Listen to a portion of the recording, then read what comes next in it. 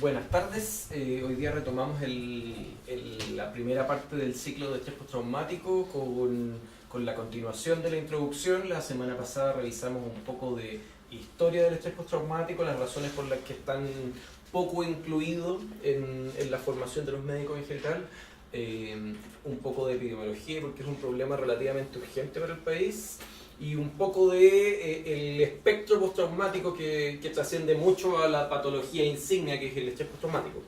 Hoy día vamos a ver un poco más en específico qué lo que es el estrés postraumático como patología identificada por el DSM, y el primer barniz de lo que va a ser teorías de cómo funciona a nivel psicológico el estrés postraumático. Los criterios que ahora se consideran dentro del DSM tienen que ver con la exposición a un evento traumático, síntomas intrusivos, síntomas evitativos, lo que ahora se llaman las alteraciones negativas, que fue una intrusión, el criterio de hiperalerta como criterio extra dividido de la intrusión, y la disociación como un especificador. ¿Ya? La exposición, hablamos un poco de lo que es un trauma, no hay tanto que explicar, es exponerse a un evento que se considere traumático, sea por el tipo de evento, por la vivencia de la persona. Los síntomas ya intrusivos pueden ser recuerdos, pueden ser sueños, pueden ser lo que se conceptualiza como intrusiones disociativas, ¿ya? Los recuerdos son un efecto de memoria esperable, tiene que ver con que están caracterizados por mucha angustia, porque son recurrentes, porque es un acceso de memoria involuntaria, ¿ya? No es una memoria que sea accesible narrativamente. Cuando yo digo mi cumpleaños es tal momento, esa es una memoria que se accede narrativamente.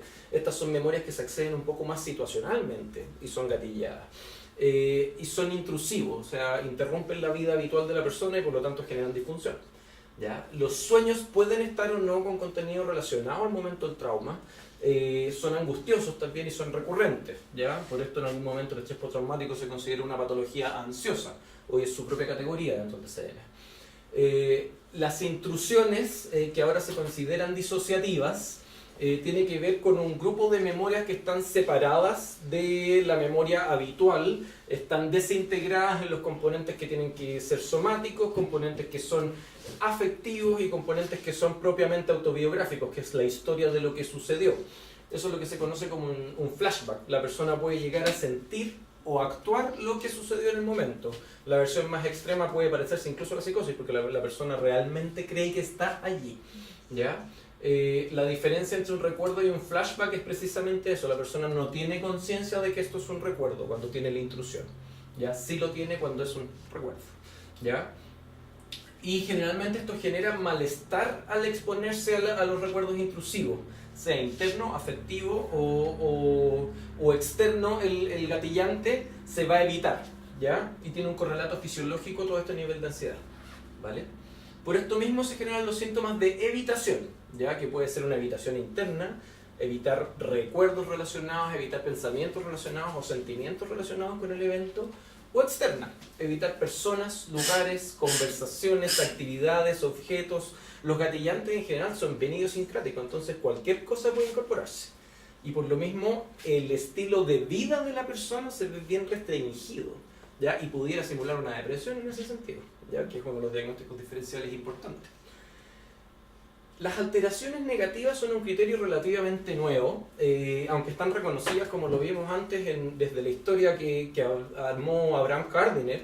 Lo primero que reconoció es el desarrollo desde los síntomas intrusivos y síntomas angustiosos hacia un desarrollo deteriorante, ¿ya? En que hay una desdiferenciación afectiva y una pérdida de funciones.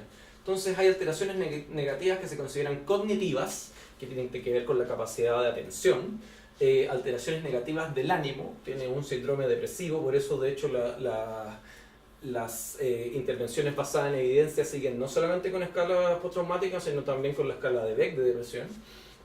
Las neurosis secundarias, como las había referido Gardiner, que tienen que ver con trastornos ansiosos, consumos de sustancias, síntomas vagos. Esa es la persona que se presenta con síntomas ansiosos que no logra describir muy bien, que no son un trastorno de pánico, que no son un trastorno de ansiedad generalizada, son inespecíficos.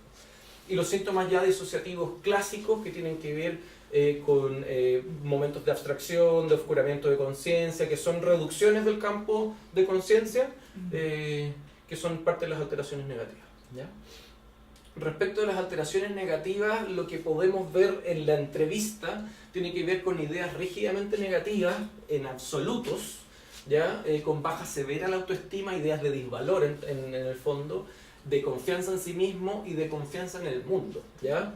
Es un pensamiento que es absoluto. El mundo es inseguro, están expresados en presente. Yo soy culpable, expresado en presente y generalizable, ¿ya? No es situación específica, yo fui culpable en el trauma, yo soy culpable, ¿ya? Y eso se vuelve una idea rígida, es un sesgo cognitivo en términos de terapia cognitivo-conductual, ¿ya? Y se arma una percepción distorsionada del evento, de las causas del evento, de las consecuencias del evento, y generalmente son autoacusatorios. Los pacientes suelen referir: yo no debería haber salido ese día. Si yo no hubiese cruzado la calle, no hubiesen atropellado a la persona que iba detrás mío. Yo no debería haber manejado nunca. Ese tipo de... O yo salí y por eso me violaron, ¿ya? Las alteraciones negativas como forma secundaria tienen una disminución del interés en las actividades y pueden verse como una anedonia, sobre todo una anedonia social, ¿ya? Hay un extrañamiento, desapego del mundo y una incapacidad de mostrar emociones positivas. Esto tiene que ver en el fondo en la función del cíngulo anterior. El paciente va oscilando entre submodulaciones de la amígdala, que generan los síntomas intrusivos, y sobremodulaciones de la amígdala, que generan las alteraciones negativas, ¿ya? Incluso llegando a haber amnesia por sobremodulación, ¿ya? Y tienen un estado emocional negativo que es fijo, que pueden ser depresivos, pero también de miedo, de terror, de angustia, ¿ya? Esta es la parte que más complica el diagnóstico diferencial. La hiperalerta es la otra cara de la moneda, ¿ya? En que el paciente va a mostrarse irritable, va a tener explosiones de ira, va a ser agresivo, va a tener una conducta autodestructiva y va a estar lo que se llama hipervigilante, ¿ya? Que está atento a claves del medio. Lo que se evidencia es un sobresalto exagerado. Yo pego encima de la mesa y estos pacientes saltan, desconcentración en las actividades y insomnio. En el fondo un estado hiperadrenérgico que tiene que ver con una amígdala liberada en sus funciones, ¿ya? Esta parte también genera problemas en el diagnóstico diferencial porque pacientes que lo han vivido crónicamente simulan un trastorno de personalidad con un rasgo de impulsividad importante. Esto es lo que Kardinen en su momento describió como desdiferenciación afectiva, porque generalmente uno regula estados afectivos con información propioceptiva. Como lo propioceptivo por los síntomas intrusivos y los síntomas negativos queda desprovisto de valor porque ya no me sirve para interpretar mi propia realidad, la hiperalerta toma el concepto en el fondo de las reacciones, y todas las reacciones tienen que ver con un modo de fight or flight, de pelea o defensa o escape. Entonces el paciente está hiperalerta y está interpretando todas las situaciones como una situación de conflicto y reacciona acordemente. Y el problema es que esto también va a repercutir en la idea de sí mismo, porque los pacientes con mayor nivel de insight van a sentirse después culpables de cada uno de estos eventos y empiezan a aumentar las ideas depresivas y las cogniciones rígidas sobre sí mismos. Y progresa a una depresión comórbida. Finalmente, los síntomas disociativos, si bien aún no son un criterio necesario, los que ha reconocido el DSM son la desrealización y la despersonalización. Este descontacto tiene que ver también con disfunciones cerebrales. La asignación de conducta es una función cerebral de que yo estoy haciendo la conducta o yo estoy teniendo la experiencia. Eso tiene que ver con corteza orbitofrontales y es uno de los lugares que está desregulado en el estrés postraumático. Ahora hay teóricos que dicen que estos son síntomas de amplitud de conciencia y no síntomas propiamente disociativos. En la práctica hoy en día con estos se asigna la categorización disociativa en el DSM y es lo que se está estudiando como disociativo, ¿ya? Según la escala de experiencias disociativas también es parte de los fenómenos disociativos, así que igual cuando se evalúa con esa escala arrastra a los pacientes clásicamente disociativos que identifica Janet o ahora en lo moderno los autores más de Países Bajos, así que pudiera ser un foco de investigación que sí nos va a traer resultados sobre los que se consideran fenomenológicamente disociativos, ¿ya? A recordar entonces, un paciente que va a tener intrusiones, que va a evitar estas intrusiones, que va a generar síntomas depresivos por estos fenómenos, que va a pensar en absolutos, va a estar en un estado hiperadrenérgico constante y va a recurrir a la disociación como mecanismo de defensa, dirían los psicodinámicos, o como un fenómeno secundario, dirían los neurobiologicistas, pero el fenómeno sucede, ¿ya? Estos pacientes presentan un alto riesgo de retraumatizarlos, ¿ya? Hay diversas teorías al respecto. las teorías más neurobiológicas dicen que las intrusiones y los reactuares son una estrategia para remasterizar el trauma. En el fondo, el trauma es un evento que no logré procesar. En la medida que yo tengo flashbacks y reexperimentaciones, sean generadas por mí o no, voy a tener la ocasión de enfrentar el proceso y masterizarlo y ser dueño del proceso. Los pacientes que en teoría hacen el trastorno de estrés agudo y se curan solos, o los pacientes que hacen el estrés postraumático y siguen el progreso que vimos la vez pasada hacia la remisión espontánea, en teoría se beneficiarían de estos síntomas, versus los pacientes que continúan con estos síntomas y se exponen inconscientemente entonces a nuevos episodios traumáticos para masterizar el evento, ¿ya? Esa es una de las teorías. Pero también en lo relacional, por esta desdiferenciación afectiva, se exponen a retrauma. Son pacientes que chocan, que queman, que desagradan en el contacto. Entonces son pacientes hiperangustiosos, temerosos en exceso, que repiten estas ideas culposas y rígidas. Son los que uno define como mascadores de lauchas, ruminan durante la consulta. Depresivos, pero al mismo tiempo iracundos, autodestructivos, heteroagresivos con las explosiones de ira. Es un paciente desagradable de tener en el box, ¿ya? O a veces por falta de síntomas resultan muy desagradables de entrevistar. No les pasa nada, entonces uno se queda con la idea de que está mintiendo. Nunca entiende las instrucciones que recibe porque está severamente inatento. Hace como que no se acuerda de las instrucciones que recibió, oculta cosas. La historia es muy inconsistente por estos síntomas que a veces son de hiperfunción, a veces de hipofunción. Entonces el clínico tiende a estigmatizarlo también, porque es un paciente que es cansador y además es policonsultante, pero además no sigue instrucciones. Entonces es un paciente que choca, ¿ya? Y esto es algo que hay que estar pendiente para no hacerlo uno. Lo importante de lo que hemos visto en esta sesión, en la sesión pasada, es que el trauma incluye una exposición a un evento, incluye síntomas intrusivos, que pacientes con más insight los van a poder reportar así, pacientes con menos insight los van a reportar muy vagamente, y ahí quiero preguntar, síntomas de evitación que van a tener que ver con pérdida de funciones sociales y laborales por culpa de los síntomas intrusivos, alteraciones negativas que nos pueden simular una depresión, hiperalerta, que nos pueden simular un descontrol conductual, y síntomas disociativos, ¿ya? Los síntomas son detectables si uno los va a buscar. Hay escalas estandarizadas que no las vamos a ver hoy día porque van a haber otras sesiones para eso, pero el paciente pudiera no relacionar ninguno de estos síntomas con el evento traumático, sobre todo si son de esos pacientes que llevan 10 años con el síndrome, ¿ya? Entonces hay que tener una alta sospecha. ¿Cómo sospecharlo? Pacientes que tienen el antecedente traumático, pacientes que tienen estos síntomas vagos, pacientes que son policonsultantes, pacientes que son somatizadores, ¿ya? En ellos hay que ir a buscar dirigidamente. En síntesis, de esta sesión y la sesión pasada, el trauma es un evento, la patología postraumática es una enfermedad que es secuela del evento, pero no todos los traumas conducen a patología. De hecho, por la epidemiología que vimos, la mayoría de los traumas no conducen a patología, ¿ya? Los trastornos por trauma son muy frecuentes. En mujeres, en nuestro país, el 6,2% lo ha tenido. Nos aumentan la patología psiquiátrica secundaria porque predicen la aparición de depresión, de trastornos ansiosos, de trastornos de personalidad y de trastornos por consumo. Y además de patología psiquiátrica en general, acuérdense que el OR era de 24, ¿ya? Las secuelas son graves y consumen recursos, ¿ya? O sea, es un problema para los servicios de salud, no solamente para el paciente. Respecto de la parte histórica, la valoración del trauma ha sido siempre de infravaloración como problema y también como apreciación moral. Ha estado muy estigmatizado en la historia y eso se lleva hasta el día de hoy en el porcentaje de enseñanza que se le otorga. Por lo tanto, es rol del clínico, sobre todo del clínico de salud mental, generar conciencia sobre la existencia de la patología, la realidad de la patología, todavía en algunos lados hay que decir que esto existe, y de que tiene tratamiento y de que hay que tratarlo y que la medicina es basada en evidencia para lo que le podemos ofrecer, ¿ya? Respecto de la parte de neurobiología, que repito, lo vamos a revisar en un seminario dedicado a eso, se pierde volumen cerebral en áreas críticas que tienen que ver con la memoria, el hipocampo, la interocepción y estado de hiperalerta, la corteza orbitofrontal, el control ejecutivo, las dorsolaterales que siempre están prestadas en patología psiquiátrica y el cíngulo, y sobre la integración emocional, también el cíngulo, y la ínsula. tiene que ver directamente con la intensidad de los síntomas, o sea, en protocolos de estimulación de síntomas dentro del resonador funcional, estas son las áreas que están involucradas. Y hay una disregulación de la expresión de ansiedad.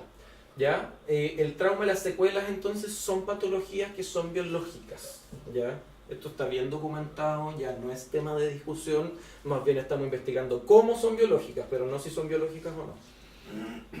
Los síntomas son muy polimorfos y hay que estar bien alerta a la evolución de los pacientes. ¿Ya? No hay ninguna demostración que tratar dentro de los primeros 3 meses cambie el pronóstico. ¿Ya? Sí detectarlo, porque encuentro a los pacientes que van a hacer el estrés postraumático y eso sí hay que tratar. ¿Ya? En la historia del trauma está un poco escrita la historia de la psiquiatría. ¿Ya? La historia de la psiquiatría generalmente se define desde la histeria y la aparición de las neurosis y la división de ellas con la psicosis. Y eso ha sido historia del trauma. ¿Ya? Esto parte de la Salpêtrière y sigue adelante y son los altos y bajos de la psiquiatría, las disociaciones de la psiquiatría respecto a esta historia. El reconocimiento ha sido por lo tanto pendular y hoy día estamos en el lado positivo del péndulo. Hay que ver qué pasa cuando nos toque la vuelta. ¿Ya? Y la gracia es que en este periodo que hemos redescubierto lo que Janet ya había dicho, es un periodo en que tenemos resonadores funcionales, en que tenemos medicina basada en evidencia, en que tenemos journal para comunicar los hallazgos. Entonces este conocimiento pudiera al fin cimentarse y quedar. ¿Vale? Respecto a los modelos teóricos actuales, una teoría buena tiene que ser una teoría que nos permita comprender el fenómeno que estamos estudiando, que se haga cargo de los diversos síntomas que aparecen, no que aborde una sola área, que dé una explicación neurobiológica, hoy en día le vamos a pedir de eso una buena teoría, y que nos permita sobre todo desarrollar tratamiento efectivo. ¿Ya? Entonces quisiera hacer también una pincelada sobre las teorías que son más integrativas y que han probado aportar en todas estas áreas, que es la teoría del condicionamiento del miedo, la teoría de la representación dual y las teorías cognitivas. ¿Ya? El condicionamiento del miedo se ha relacionado con el conductismo. En el fondo de ratitas es este tipo de estudio, como simular modelos animales. Y el trauma actuaría como una clave de refuerzo aversivo. Es una experiencia equivalente al shock que le dan a las ratitas para condicionar. Y la repetición sintomática va asociando nuevos estímulos condicionados al set de estímulos. Y por lo tanto se desarrollan síntomas de evitación. Los síntomas que aparecen frente al gatillante actúan como claves predictivas, cosas que tengo que evitar, y la evitación, que logra bajarme la ansiedad, es un refuerzo negativo, y esto perpetúa los síntomas por condicionamiento. ¿Vale? La representación dual es una teoría que tiene que ver con el procesamiento de memoria. El procesamiento de memoria incluye memorias que son autobiográficas, o sea que están relacionadas con una experiencia que puedo narrar, memorias que son estrictamente semánticas, que no están localizadas en el tiempo, sino que es un dato que yo poseo, y memorias que no son ni semánticas ni autobiográficas, que son ya del rango de lo implícito procedural, que son memorias que yo no puedo localizar en el tiempo y que no puedo describir tampoco, sino que simplemente las vivo o las hago. ¿Ya? Por ejemplo, patear una pelota. Es una memoria porque lo sé hacer, pero no sabría decir cuándo lo aprendí, a menos que lo convierta en un recuerdo narrativo. Yo cuando pequeño me enseñó mi papá, pero no soy capaz de describir el momento en que pateé la pelota. ¿Ya? La memoria habitualmente integra todos estos diferentes canales de memoria y yo puedo acceder a través de una a otra. ¿Ya? El trauma interrumpe esta manera de archivar la memoria y por lo tanto se desintegran y cada memoria se guarda por separado. Y por lo tanto los síntomas intrusivos serían recuerdos desde el punto de vista somático, los síntomas negativos serían una evitación de los recuerdos narrativos, la somatización también sería un recuerdo somático y así. ¿Ya?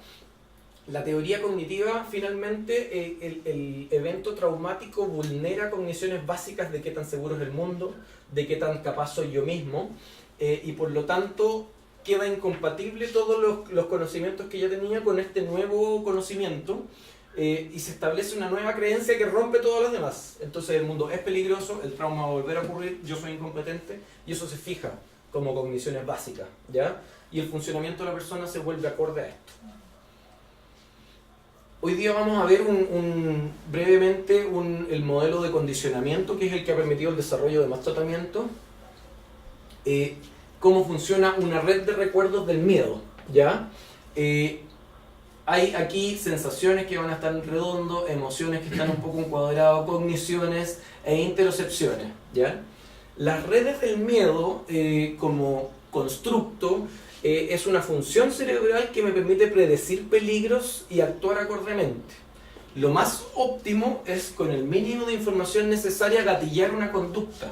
Si yo espero demasiada información aversiva, probablemente el estímulo aversivo va a llegar a mí y me va a hacer un daño antes de que yo haya generado una conducta. Entonces tengo que activar la recepción de información, gatillar suficiente para tomar una decisión, un nivel de motivación y una dirección conductual, y ejecutar la conducta en poco tiempo, ¿ya? Entonces las asociaciones que genera la red del miedo son muy eficientes, ¿ya? Esto está regulado porque hay mucha información que llega a la amígdala saltándose corteza. El ejemplo más típico es que las fibras del nervio óptico postquiasmáticas, que ya ahí son radiación, ayúdame Florencia, esas llegan al colículo y la mayoría radia hacia la corteza visual. Sin embargo, hay fibras que después de sinaptar en el colículo se dirigen directamente a la amígdala, sin sinaptar en corteza. Y esa información llega a la basolateral y la amígdala toma decisión visual sin procesamiento cortical. Entonces, la amígdala tiene que tener conocimiento visual, entre comillas, que no está mediado por un reconocimiento visual y no está mediado, por lo tanto, por la vía ascendente, que es la indirecta, o la vía lenta, entre comillas, en que yo con los parietales identifico el objeto, lo clasifico como información y tomo las decisiones acordes. Cuando pasa directa a la amígdala es distinto procesamiento. Entonces, si yo tenía una experiencia de ira, en que recuerdo que en ese momento tuve temor, pero he tenido otros eventos en que he tenido taquicardia, en que me siento demasiado acelerado y he tenido ese mismo temblor, esto se va asociando. Entonces la ira que asociaba a este pensamiento, pero este pensamiento también estaba asociado a un momento en motocicleta, entonces la ira que asociada a la motocicleta, y se empiezan a generar un montón de asociaciones, entre comillas, laxas o inválidas desde el punto de vista que nosotros las analizamos cognitivamente, pero que son válidas para predecir respuesta y tomar conducta, ¿ya? Esto es una red del miedo. Esto está descrito desde hace harto tiempo. Este es un paper que es más viejo que yo, es de la Edna Foa del 86, que fue cuando debuta la terapia exposición, que ella la publica para trastorno de estrés postraumático y para TOC, en que una red del miedo normal está asociada, por ejemplo, lo peligroso está asociado con el ataque cardíaco, la sofocación está asociada con el peligro, las cosas negativas están asociadas con el peligro. El miedo es un sentimiento aparte, la sensación de que esto no se va a detener nunca es un sentimiento aparte, y tengo además otros conocimientos interoceptivos en que la taquicardia está asociada a la disnea por hiperventilación, y separado de mis conocimientos de mí mismo. Yo puedo estar caminando, esa caminata puede estar en una multitud, esto puede estar sucediendo en un mercado y estoy lejos de mi casa. Sin embargo, cuando tengo... Perdón, esto era para demostrar que estos eventos están separados. Cuando tengo un momento traumático, entre comillas, se generan asociaciones entre estos elementos, ¿ya? La misma red de trauma. Entonces, yo tuve una taquicardia, la taquicardia me hace pensar que tuve un ataque cardíaco y tengo identificado que el ataque cardíaco es peligroso, pero yo soy el mismo que estuve caminando en una multitud. Por lo tanto, peligroso a través de la red del miedo se asocia a la multitud. Y estos se convierten en gatillantes que pueden provocar la sensación de peligro, la sensación de no término de este sentimiento. Entonces la taquicardia nunca se me va a acabar, me estoy ahogando y me voy a terminar por ahogar, esta cosa terrible nunca va a dejar de suceder, es un ataque de pánico, ¿ya? Y esto propone un tratamiento. Si yo expongo constantemente a la persona a la multitud y tiene esa sensación de sofocación, pero la persona al final se da cuenta que esto sí se acaba, que la taquicardia también se acaba, esto va debilitando estas redes de memoria, porque ya no son cerebralmente útiles. ¿Vale? Entonces, la terapia exposición, que es una de las terapias más probadas, requiere activar una red entera para que el cerebro pueda desprobar, o sea, quitarle validez a la información que ya tenía archivada. Y el problema es que los síntomas de evitación impedirían este proceso que es natural a través de los síntomas intrusivos, ¿ya? Esa es la propuesta de Foa, ¿ya? La teoría de representación dual en que el evento tiene un componente que es narrativo, y eso incluye el contexto en que sucedió, el significado que le asigné, y que yo puedo recordar a voluntad esto, así como un componente sensorial que es atemporal, por lo que habíamos dicho, que no es espacial, sino que está centrado en el self, y que se reactiva por similitud, no por voluntad. Estos dos son accesibles entre ellos, ¿ya? En una memoria integrada. Sin embargo, la memoria traumática, como impide esto, se hace un procesamiento en paralelo, no un procesamiento simultáneo, y la reactivación por similitud queda disociada de la reactivación por voluntad. Por lo tanto, esta similitud, como no es consciente, va a generar reactivaciones de esta parte de la memoria que generarían los síntomas intrusivos, ¿ya? Entonces, en una trayectoria normal, los flashbacks permiten revincular los dos caminos de memoria, pero como el paciente de nivel clínico evita los flashbacks, esto nunca sucede y se mantiene el síntoma y hay un reforzamiento conductual. Respecto de las terapias en particular, la terapia de exposición tiene alta combinabilidad, está estudiado en combinación con pacientes con problemas de sustancia y pacientes con psicosis.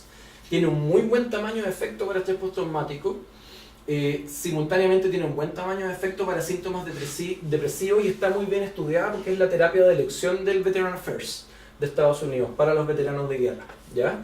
El MDR, que es otra de las terapias basadas en evidencia que vamos a revisar, tiene efectividad comprobada a nivel metaanalítico, es más flexible en setting que la terapia de exposición prolongada, porque la terapia de exposición prolongada, como buena terapia cognitivo-conductual, está súper manualizada, hay que hacer tareas en domicilio que requiere un paciente bastante responsable, está diseñada para militares en el fondo, y se ha probado en setting ambulatorio, en setting hospitalario, en refugiados se está estudiando mucho ahora en el frente de Turquía-Siria, en pacientes muy inestables. El impacto es multidimensional por lo que está estudiado en estrés postraumático, en bienestar general, que es uno de los outcomes que más nos interesa, y también es combinable, pero las veces que lo han combinado es ligeramente menos efectivo que la terapia de exposición prolongada. ¿Ya? El problema del MDR es que requiere alto nivel de entrenamiento, ¿ya? Respecto de cuál elegir, pensando ya en nuestro servicio y la implementación de medicinas basadas en evidencia, a nivel metaanalítico han salido generalmente igualmente efectivas, entonces uno tiene que ver el setting en que las va a implementar. La terapia de exposición es más combinable, es más rígida y es más exigente al paciente.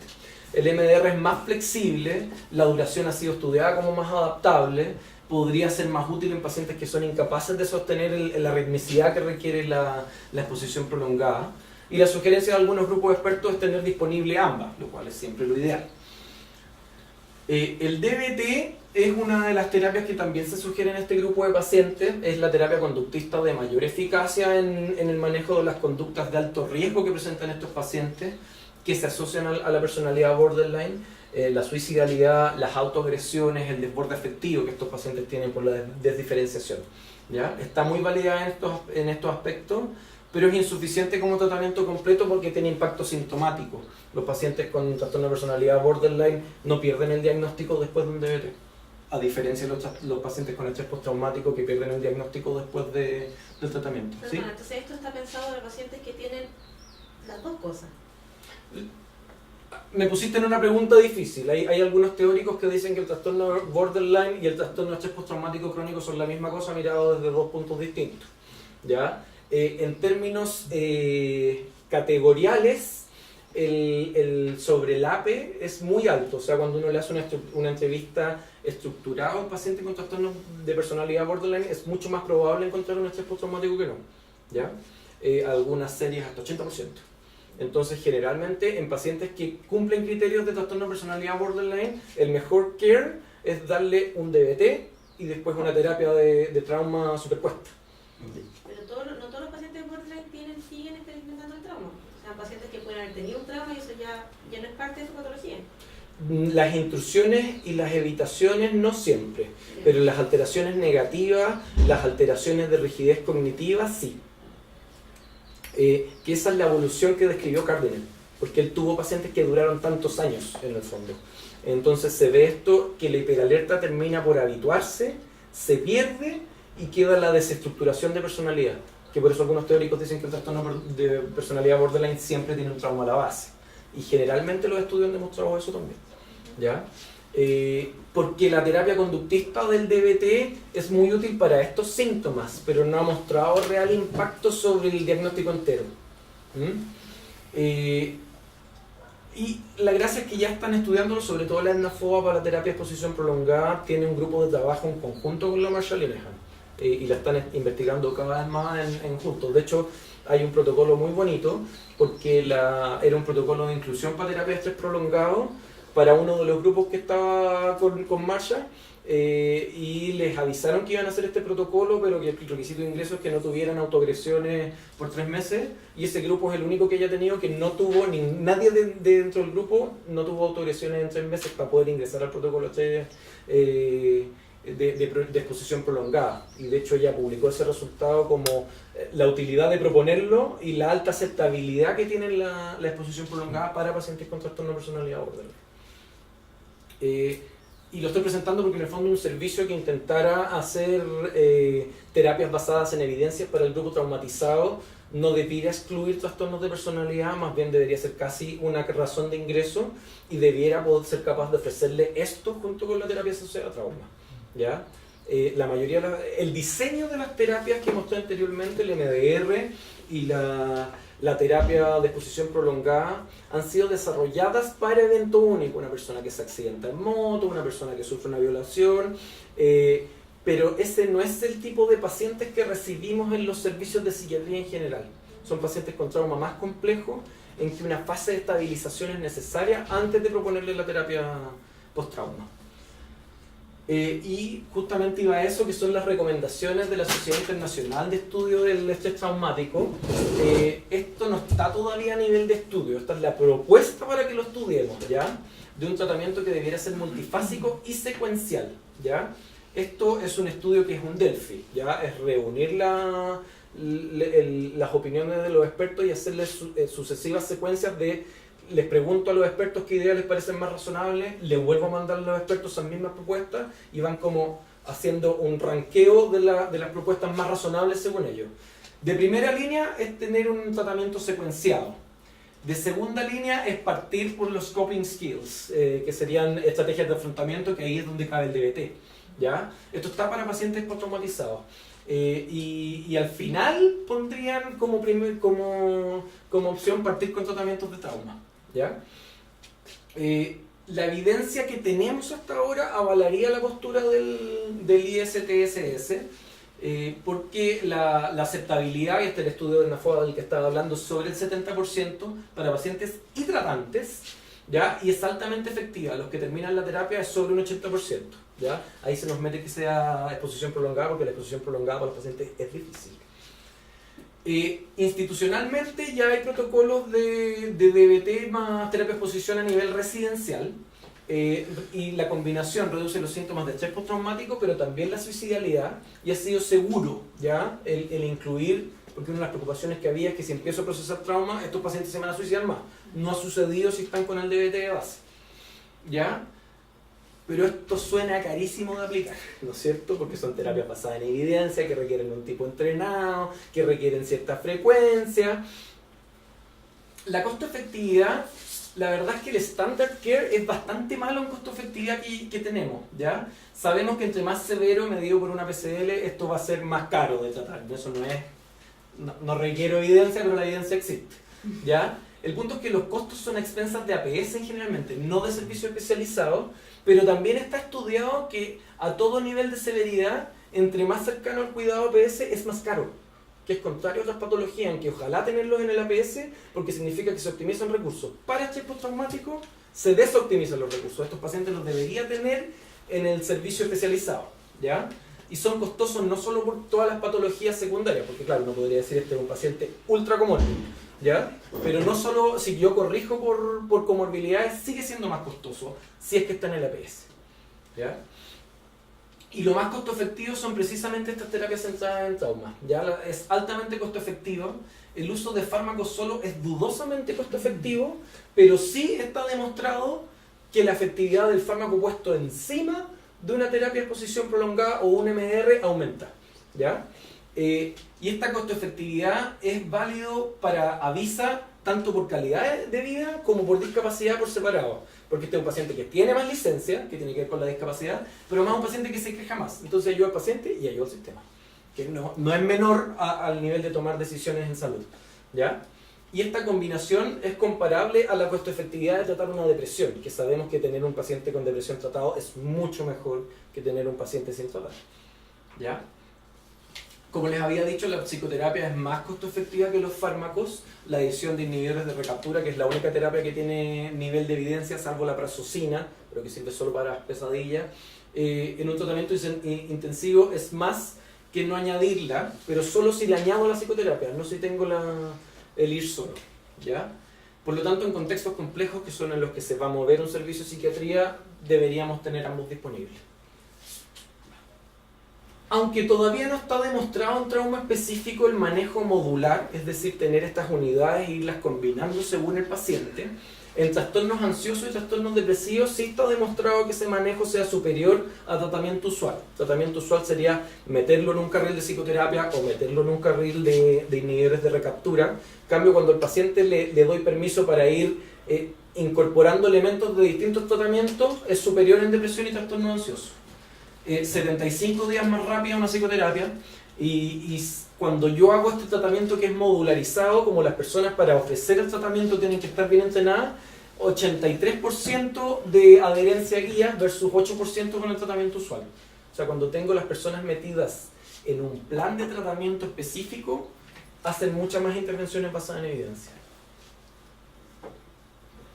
Inicialmente la aplicación de las guías ICTSS ha demostrado ser costo efectiva, reduciendo consultas a servicio de urgencia, número de controles y costo económico para estos pacientes. La experiencia todavía es a nivel de presentación de casos, ¿ya? Entonces esto está recién saliendo.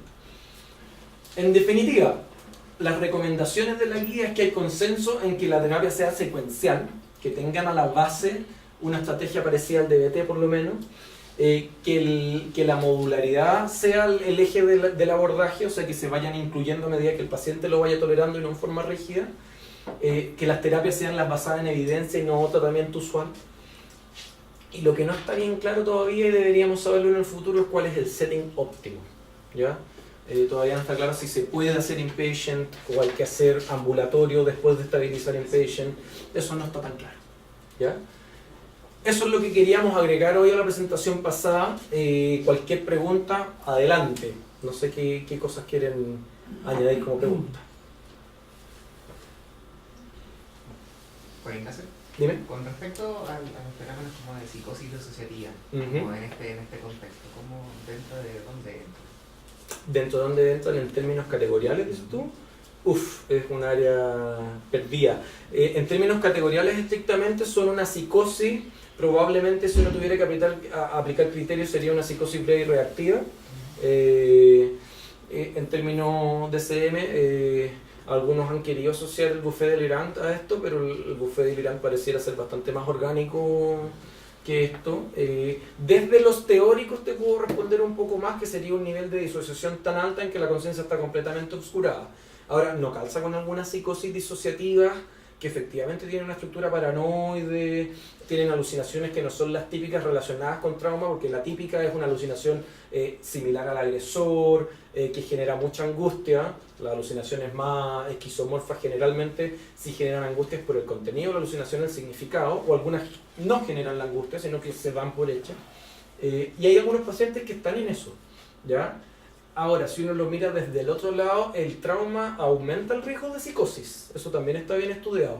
Algunos estudios de moderación en eso dicen que no es el trauma per se, sino que los síntomas secundarios a trauma, principalmente disminución del CI, favorecen la aparición de una psicosis en pacientes que obviamente serían más vulnerables.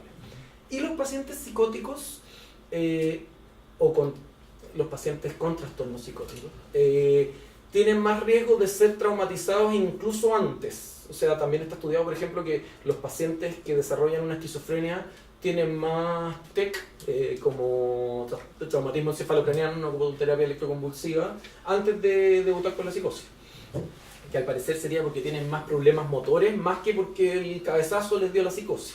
¿Ya? Entonces, trauma y psicosis ha sido difícil de separar.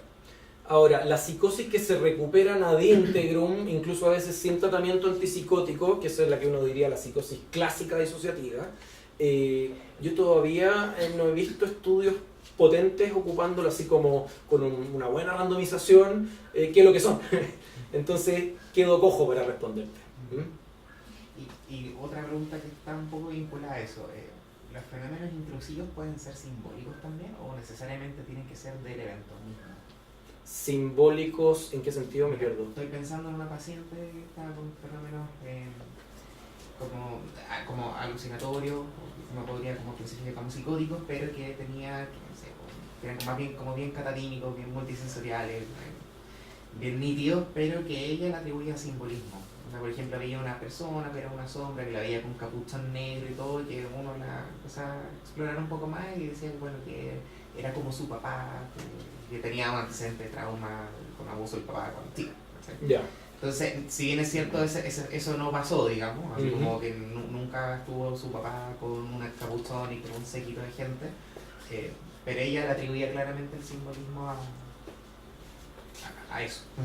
Tampoco he visto estudios bien basados en evidencia prospectiva respecto de eso. Te puedo responder desde lo que ha desarrollado Francine Shapiro a través del MDR, que en el fondo este mecanismo que propone la Edna Foa de asociaciones también funciona para asociaciones entre comillas falsas, que es lo que naturalmente debería suceder, según algunos teóricos, en el sueño REM, que uno asocia elementos del día y por eso tiene sueños medio bizarros, en que el cerebro generaría recuerdos falsos, entre comillas, pero que asocian dos situaciones vividas durante el mismo día, para, si en el futuro me enfrento a esa situación, tener algún recurso previo, porque en el fondo cualquier enfrentamiento a una situación nueva lo que hago es recurrir a lo que ya he vivido. ¿Ya? Eso funcionaría igual para recuerdos traumáticos. Entonces habrían asociaciones de lo que, por ejemplo, yo considero algo peligroso al recuerdo traumático y genero una simbiosis de recuerdos, si quieres tú.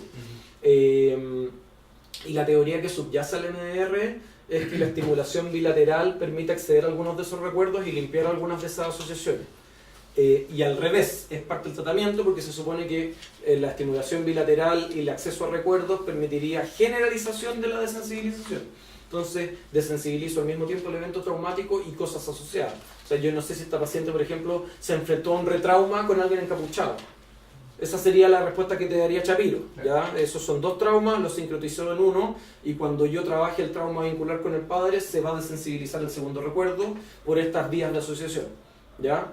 Es lo que te puedo ofrecer de momento. A mí me gusta decir, este estudio RCT demostró que en estas dos ramas, pero para ese tipo de cosas más fenomenológicas todavía no hay cosas tan bonitas, o yo las desconozco.